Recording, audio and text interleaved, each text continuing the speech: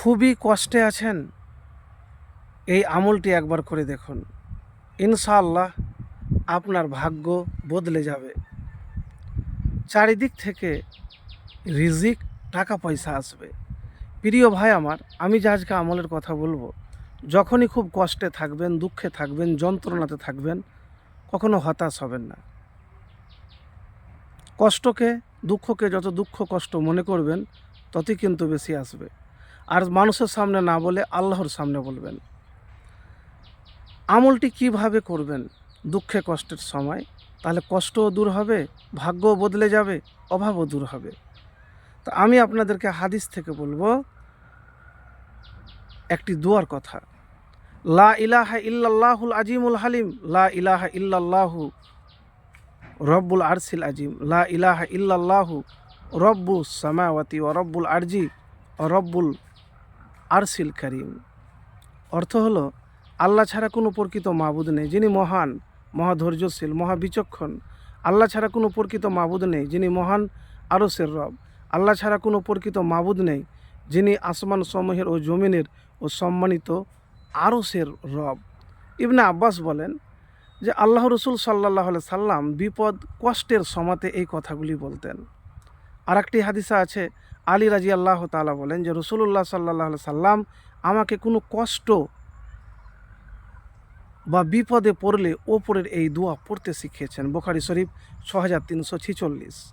লা ইলাহা ইল্লাল্লাহুল আজিমুল হালিম, লা ইলাহা ইল্লাল্লাহু রব্বুল আরশিল আজিম, লা ইলাহা ইল্লাল্লাহু রব্বুস সামাওয়াতি ওয়া রব্বুল আরজি ও রব্বুল আরশিল কারীম। যদি আপনার দোয়াটি মুখস্থ না থাকে তাহলে একবার শুনুন, বা স্ক্রিনে দেওয়া থাকবে, দোয়াটি পড়বেন, মুখস্থ করে নেবেন। আপনার জীবনের যে কষ্ট আছে না, পেরেশানি আছে, ইনশাল্লাহ দূর হয়ে যাবে। কেন? আলী রাদিয়াল্লাহু তাআলা আনহু বলছেন যে আমাকে রাসূলুল্লাহ সাল্লাল্লাহু আলাইহি সাল্লাম বলেছেন যে কোনো কষ্টে এই দোয়াটি পড়তে। আপনি যদি আল্লাহ রসুল সাল্লাল্লাহু আলাইহি সাল্লামের উপর বিশ্বাস থাকে, আল্লাহর প্রতি বিশ্বাস ভরসা থাকে, তাহলে আপনার কষ্ট ইনশাল্লাহ দূর হবে। সেই কষ্ট রোগের কষ্ট হোক, পারিবারিক কষ্ট হোক, রোজগারের কষ্ট হোক, টাকা পয়সার কষ্ট হোক, যে কোনো কষ্ট, বা মানুষ আপনাকে অবহেলা করছে সেই কষ্ট হোক, যে কোনো কষ্টের সময়তেই দোয়াটি পাঠ করবেন। আর তার আগে দুরূদ শরীফ পাঠ করবেন। দুরূদ না হলে কিন্তু দোয়া কবুল হবে না। দুরূদ শরীফ অবশ্যই পাঠ করবেন। কোন দুরূদ? যে দুরূদ নামাজের মধ্যে পড়েন। তো প্রিয় ভাই আমার, আর একটি দোয়ার কথা বলবো, আপনার অভাব ইনশাল্লাহ দূর হয়ে যাবে। সে দোয়াটি আল্লাহ রসুল সাল্লাল্লাহু আলাইহি সাল্লাম একজন সাহাবী আবু উমামা রাদিয়াল্লাহু তাআলা আনহুকে শিখিয়ে দিয়েছিলেন। আল্লাহ